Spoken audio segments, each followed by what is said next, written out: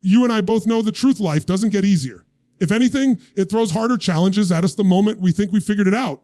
And yet most people never rise to their potential, not because they lack talent, not because they lack opportunity, but because their brain convinces them to stop when things get difficult. Think about it. How many times have you said, I'll start tomorrow, I'll get to it when I feel ready, only to realize that tomorrow never comes? Your brain is a master negotiator. It whispers excuses. It sells you comfort, convinces you that doing the easy thing now is somehow safer than doing the hard thing that could change your life. And if you don't take control, that voice will rob you of your future. But here's the secret.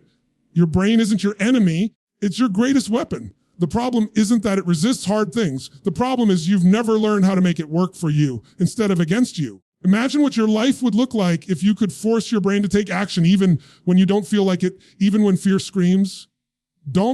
Even when every part of you wants to quit. That's what we're here to do today. I'm going to show you how to flip the switch, because once you learn to train your brain, discipline is no longer something you fight for. It becomes something automatic, something natural.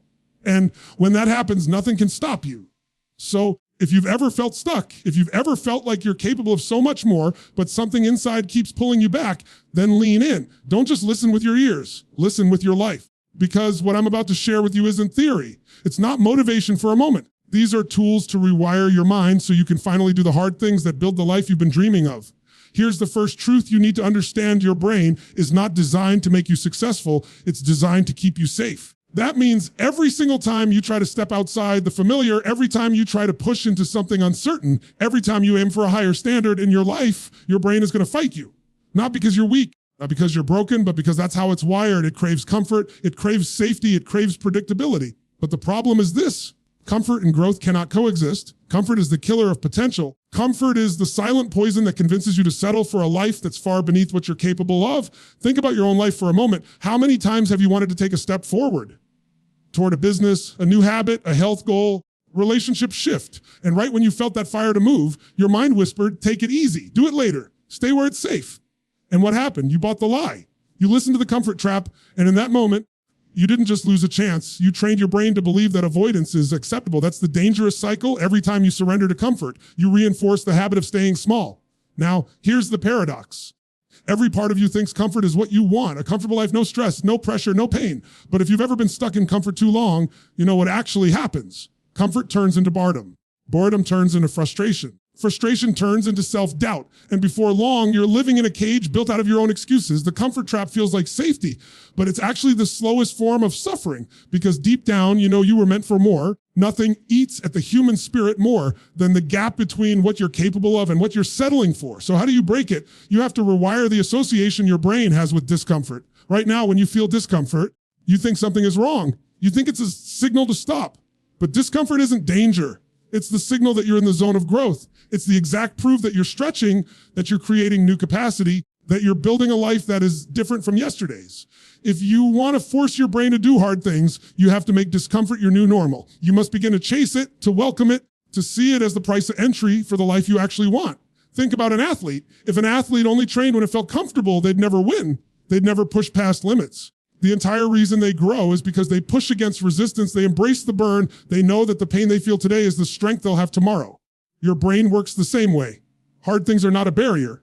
They are weights. Just like your body builds muscle under resistance, your mind builds discipline under difficulty. The resistance you avoid is the exact thing that would have built your strength. Here's where most people go wrong. They wait for motivation before they do the hard thing. But motivation doesn't come before action. It comes after. If you want to get out of the comfort trap, you cannot wait to feel ready. You can't sit around hoping the mood will strike. You must act first. You must step into the discomfort. And the moment you do, you'll feel the spark of energy you were waiting for. Action ignites motivation, not the other way around. That's how you break the trap. You flip the script your brain has been playing on repeat. And let's be real, this isn't just about productivity. This is about your life. The quality of your life is in direct proportion to the amount of discomfort you are willing to endure. You want a better body, you'll have to endure the discomfort of workouts and discipline and nutrition. You want financial freedom, you'll have to endure the discomfort of risk, rejection, sacrifice. You want deep relationships, you'll have to endure the discomfort of vulnerability, honesty, hard conversations. Every breakthrough in your life is sitting on the other side of something uncomfortable. If you're not willing to go there, you'll stay stuck in the same cycle year after year, wondering why nothing changes. Now, some of you might be thinking, it's so hard, it feels overwhelming. Of course it does. That's exactly why most people don't do it. But here's the gift in that. It's also the reason why when you do step into it, you separate yourself from the masses. If it were easy, everyone would do it. The fact that it's hard is what makes it valuable. The fact that it's uncomfortable is what makes it rare. And rare is where the rewards are. Rare is where the life you want actually exists. So here's what I want you to lock to your mind. You cannot live your dream life from inside your comfort zone. You cannot discover your strength by staying where it's safe. The people you admire, the people you call successful, different from you. They've simply trained their brain to stop negotiating with comfort. They've built the habit of running toward the hard thing instead of away from it. And if they can, so can you. You start by catching yourself in the moment when comfort tries to seduce you. That little voice says, do it later. That little feeling of resistance says, not today. That urge to procrastinate whispers, tomorrow will be better. That's the exact moment you need to act. That's the exact moment you need to move. Because if you wait until it's convenient, you'll wait forever. If you step into it, even imperfectly, you begin training your brain to obey you instead of your excuses. And here's the beautiful part. The more you do it, the easier it becomes. Not because the challenges shrink, but because you expand. Once felt impossible starts to feel normal. What once felt overwhelming becomes routine. And eventually, the things that once terrified you are the things you now thrive in. That's the reward of breaking the comfort trap. You don't just do hard things. You become the kind of person who's unstoppable, unshakable, unbreakable. The comfort trap is always waiting for you, but so is the life you're meant to live. The question is, which one will you choose? If you want to force your brain to do hard things, you have to start treating it the same way you treat your body in the gym. Think about it. Nobody walks into a gym, picks up a dumbbell one time, walks out expecting to be strong for life. That's not how it works. You build strength by showing up, by pushing against resistance, by going one more rep when your muscles are screaming to quit. That resistance is the very thing that transforms you. Your mind works no differently. Your brain is a muscle, and discipline is the strength it develops. But here's the problem. Most people don't train their brain at all. They train their habits of avoidance. Every time you give in to procrastination, every time you let yourself off the hook, every time you settle for comfort, you're not just making a small choice, you're conditioning your brain. You're training it to believe that giving up is normal. You're programming weakness.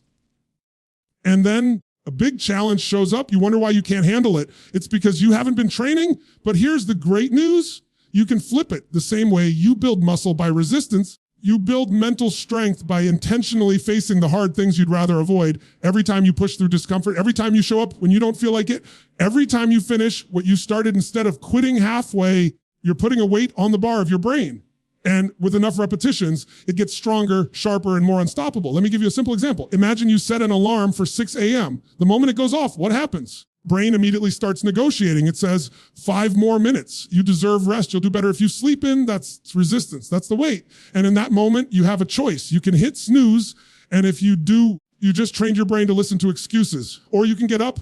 And when you do, you've trained your brain to listen to you, not to your feelings. That single choice might feel small, but it's a rep. And just like in the gym, reps compound. You don't get strong in one day. You get strong by stringing together hundreds of small reps until one day, the weight that used to crush you feels light.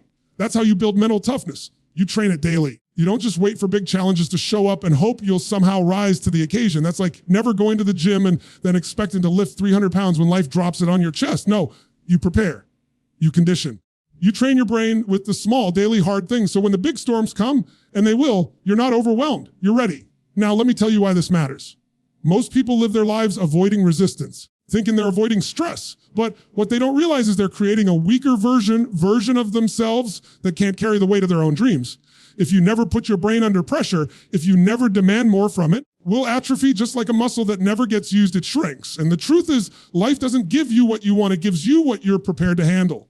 If your mind is weak, opportunities will pass you by because you won't have the courage to seize them. Challenges will crush you because you won't have the resilience to stand. But if your mind is trained, if it's conditioned through daily resistance, there is nothing life can throw at you that you can't face head on. And here's something you need to hear. Training your mind doesn't feel glamorous. It's not always exciting. In fact, it feels boring, repetitive, and sometimes brutally uncomfortable. Just like the gym, it's not about how you feel in the moment. It's about the strength you're building for the future. Every time you do the hard thing you don't want to do, you're stacking up mental reps. You're wiring your brain to obey discipline instead of emotions. And that's the difference between people who talk about their dreams and people who actually live them. You want to know why some people always seem unshakable, unstoppable. Others crumble under the same pressure. It's not talent. It's not luck. It's training. They've spent years putting their brain under pressure, doing the hard reps daily. So when life hits, they don't fold. They've built calluses on their mind the same way your hands build calluses in the gym. Pressure doesn't scare them, it fuels them. Resistance doesn't weaken them, it strengthens them. That's why they succeed, not because life is easier for them, because they've built a stronger mind through relentless training. Now, here's the key. You don't need to start with massive, impossible challenges. Just like in the gym, you start with a weight you can lift, even if it feels heavy. You start with one small discipline, one hard choice, one thing you've been putting off, and you commit to it daily. You don't negotiate, you don't give yourself an out, you don't wait until it's convenient. You just show up. When you do that long enough, you'll realize that your brain starts to shift. You no longer see hard things as impossible. You see them as training opportunities. You no longer look at challenges as punishments. You see them as practice. That's how you become unshakable. And here's what's even more powerful: the stronger your brain gets, the less you rely on willpower. Willpower is like a battery. It runs out fast, but conditioning is different. When you've trained your brain enough, discipline becomes automatic. It becomes who you are. You no longer have to fight yourself for every decision because you've built the reflex of doing what's necessary, not what's easy. That's freedom. That's the power of training your mind like a muscle. It stops being a battle and starts being a way of life. So I want you to ask yourself, what kind of brain are you training? Every choice is a rep. Every decision is either making you stronger or making you weaker. Every moment of resistance is an opportunity to build discipline or reinforce excuses. And the truth is, no one else can train it for you. No one else can lift those mental weights. It's on you. And the beautiful thing is, the more you train, the more you'll realize your potential was never capped. It was simply waiting for you to get strong enough to carry it. Your brain is your most powerful muscle. Train it daily. It will carry you to places you never thought possible. Leave it weak, and it will betray you at every hard turn. The choice is yours, and the reps start now. At some point, you've got to realize that doing hard things is not just about willpower. It's not just about discipline. It's not even about motivation, because those things come and go. They rise and fall depending on your mood, your energy, the circumstances of your day. And if you try to build your life only on willpower, you're going to lose. Willpower is like trying to swim upstream against a current. It works for a little while, but eventually you get tired. You stop fighting, and you get dragged back down.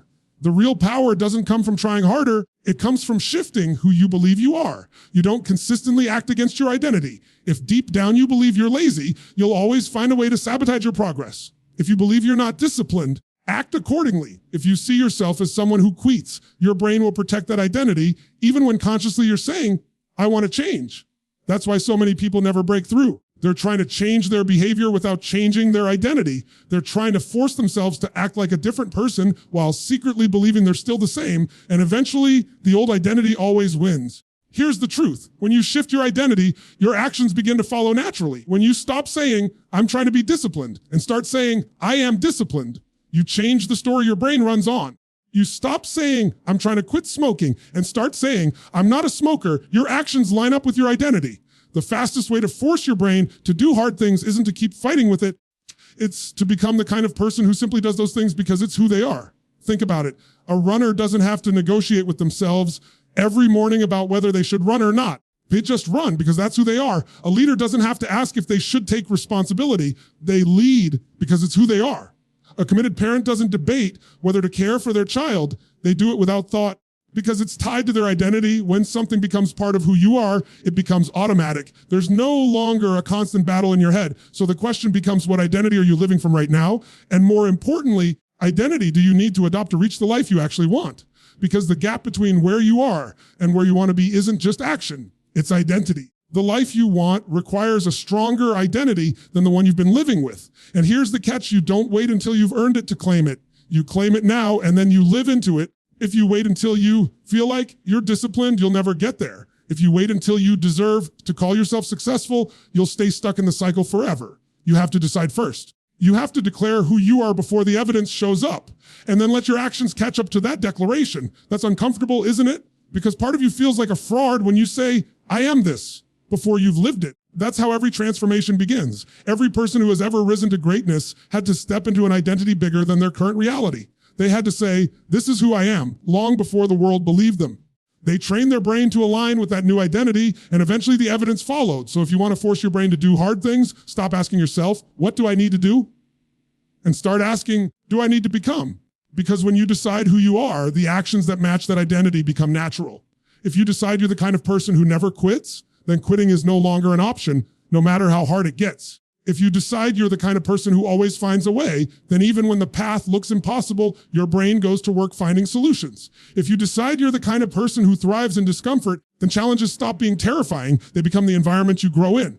Now, how do you actually create this shift? You start by catching the language you use about yourself. Your words reveal your identity. Every time you say, I'm just not a morning person, you're reinforcing an identity. Every time you say, I'm terrible with money, you're reinforcing an identity. Every time you say, I always quit, you're reinforcing an identity. Your brain is listening. It's wiring itself to make that belief true.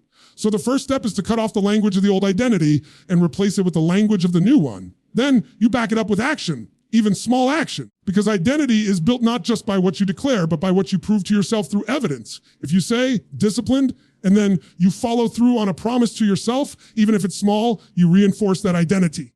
If you say, I'm a finisher, and you finish the task in front of you, your brain starts to believe it. Every time you keep a promise to yourself, you strengthen the new identity. It's like stacking bricks. You build it one brick at a time. Eventually it becomes unshakable. This is where it all comes together. If you only rely on comfort, your identity becomes one of someone who avoids. If you train your mind daily, your identity becomes one of someone who's resilient. When you lock in that identity, the game changes. You no longer have to force yourself to do hard things because hard things are what you do. It's who you are. So the real question you need to ask yourself is this: do I need to become to live the life I'm after? And then decide right here, right now, to claim that identity, because the moment you do, your brain will fight to stay consistent with it. That's how it works. It always wants to stay aligned with who you believe you are. If you believe you're strong, you'll act strong. If you believe you're unstoppable, you'll act unstoppable. If you believe you're disciplined, act disciplined. That's the power of identity. It removes the fight. It removes the negotiation. And it makes hard things not just possible, but inevitable. Claim the identity now. Let your actions prove it true. Now let's talk about one of the biggest reasons people never get moving on hard things. It's not that they don't care. It's not that they don't want change. It's that they look at the mountain in front of them and convince themselves it's too big to climb. Their brain gets overwhelmed before they've even taken the first step. And here's the dangerous part. When your brain feels overwhelmed, it shuts down. It doesn't take action. It freezes. And in that moment, you've already lost. You've probably done this before. You said, I'm going to get in the best shape of my life. And then the moment you imagined all the workouts, the diets, all the weeks and months ahead, your brain said, forget it. Or you said, I'm finally going to fix my finances. And the moment you thought of all the bills, all the sacrifices, all the years of effort, you felt crushed before you even started. That's not because you're weak. That's because your brain hates massive, undefined tasks. It sees them as threats. The bigger it looks, the more resistance shows up. So how do you beat that? You don't fight the entire mountain at once. You don't focus on the whole thing. You break it down into micro commitments. Tiny, clear, immediate steps that are so small your brain has no excuse not to do them. Because once you start, everything changes. Momentum is the most powerful force in human behavior. Resistance cannot survive sustained momentum. Think about it like this. Have you ever had a sink full of dirty dishes and it looked overwhelming, but then you said, let me just wash one plate? The moment you did one, you thought, well, I'll just do another. And before you knew it, the sink was clean. Or maybe you said, I'll just put on my running shoes.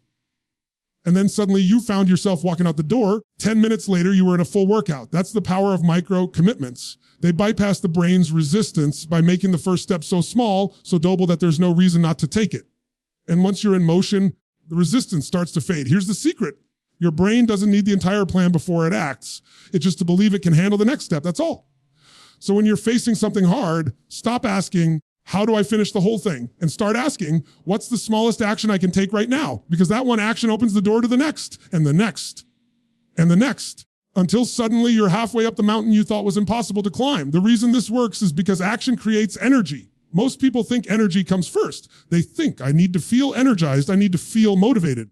I need to feel ready, and then I'll act. No, that's backwards. Action comes first. Energy follows action. If you sit still waiting for energy, you'll stay stuck. But if you take one micro step, you create motion. That motion generates energy that fuels the next step. That's how you trick your brain into doing hard things. It's not by convincing it to leap. It's by training it to step. Now, let me be clear. This is not about lowering your standards. This isn't about making your goals smaller. It's about making the starting point smaller so you can actually begin. You don't shrink the vision, you just shrink the entry point. Because once you're inside the process, once you've built momentum, bigger vision doesn't look impossible anymore. It looks inevitable. Let me give you a practical example. Imagine you want to write a book. If you sit there thinking, I have to write 300 pages, your brain will freak out. That's too much. What if you said, I'm going to write for 5 minutes?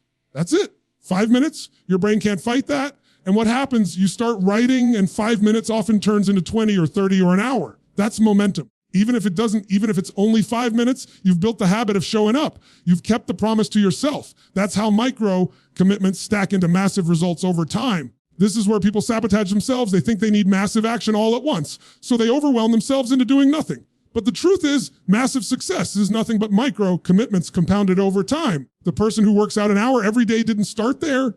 They started by showing up for 10 minutes. The person who built financial freedom didn't do it overnight.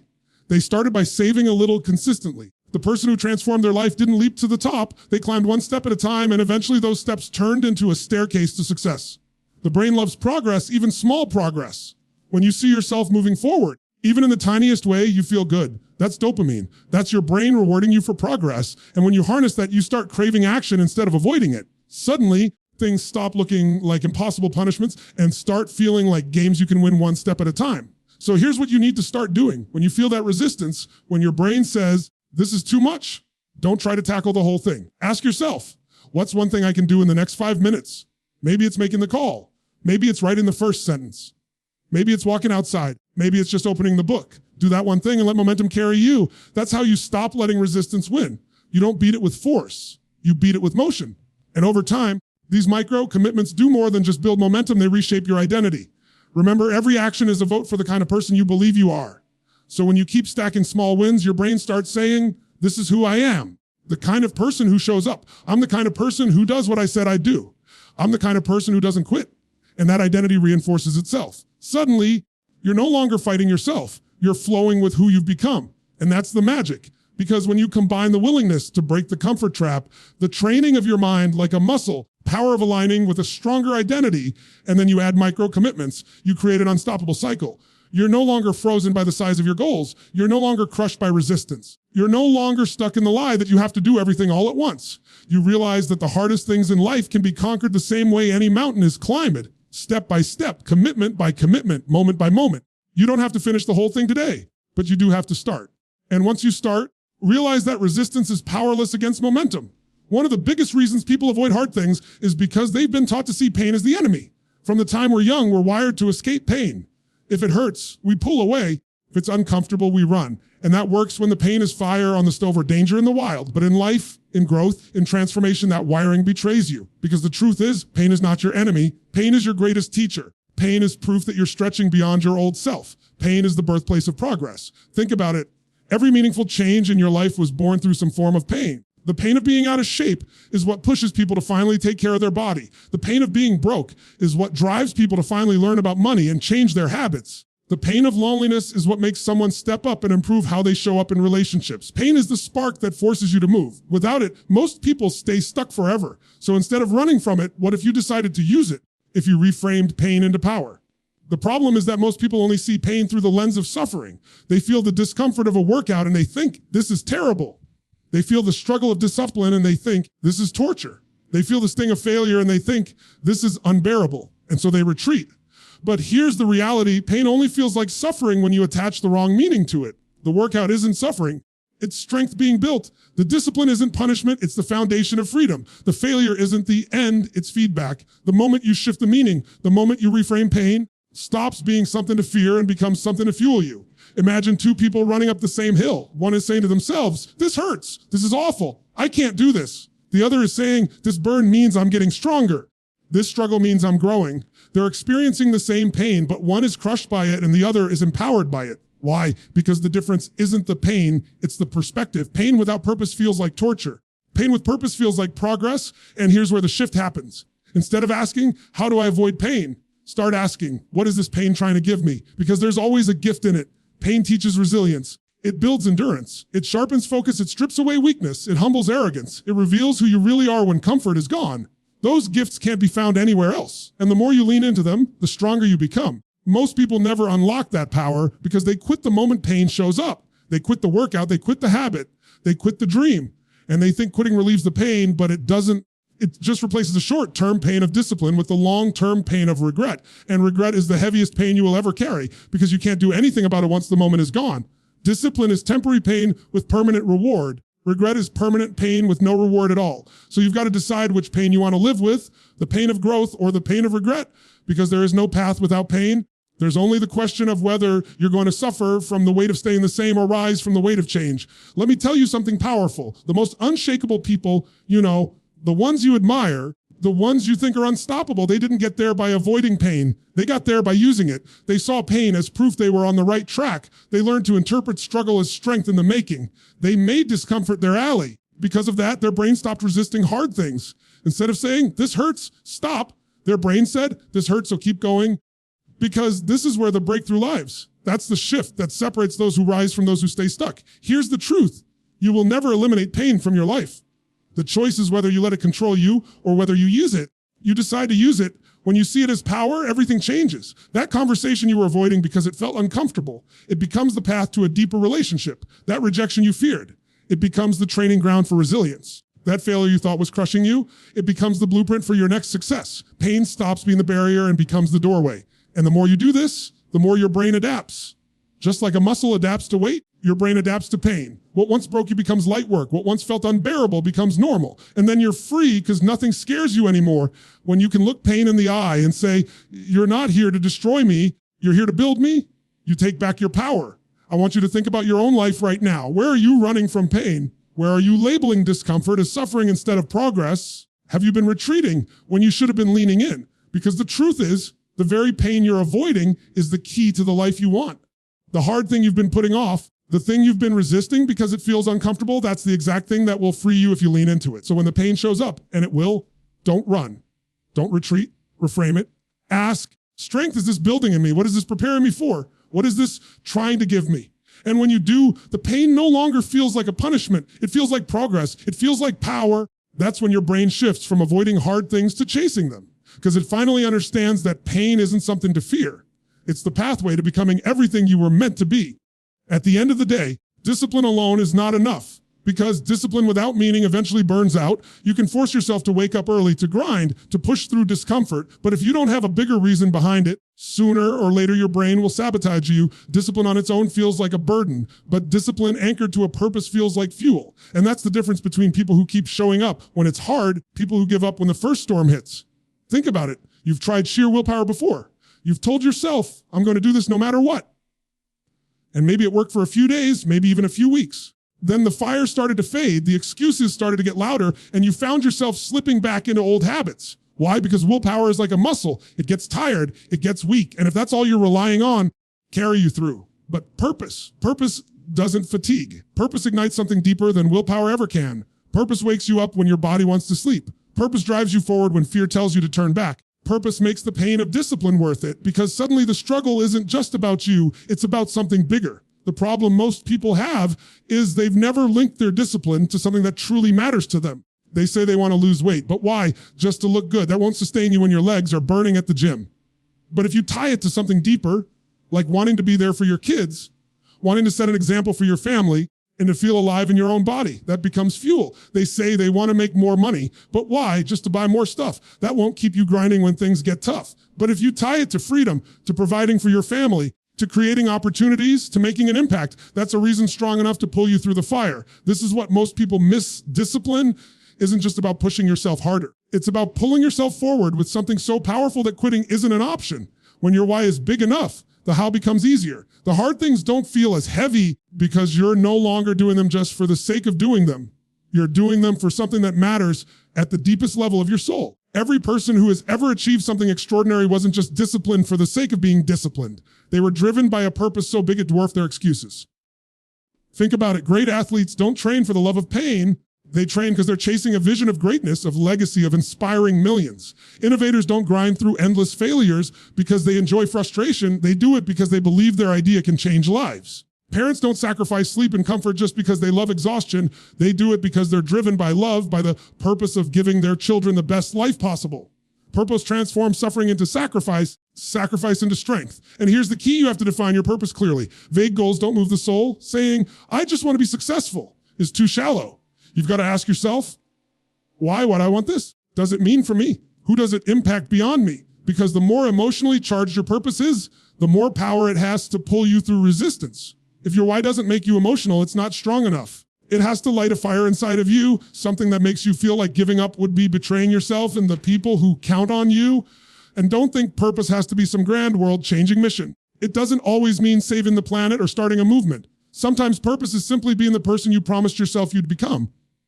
Sometimes it's about breaking the cycle in your family, being the one who changes the story for the generations that come after you. Sometimes it's about proving to yourself that you're capable of more than the world ever gave you credit for. The scale of your purpose doesn't matter. The depth of it does. Once you know your purpose, discipline stops being about forcing your brain to do hard things. It becomes about reminding your brain why the hard things matter. That's the key. You don't have to drag yourself out of bed if you're pulled by something bigger than comfort. You don't have to fight yourself every day when your vision of the future is more exciting than the temptation of the present. Here's the shift. You stop asking, do I feel like it today? Because feelings no longer dictate your choices. Purpose dictates your choices, and that's freedom. Your brain will always look for the path of least resistance. That's how it's wired. But when your purpose is clear, resistance no longer feels like resistance. It feels like alignment. It feels like stepping closer to what matters most. And once your brain recognizes that, the excuses lose their power, because your brain is no longer asking, is this easy? It's asking, does this serve my purpose? That one question changes everything. So let me ask you, what's your purpose?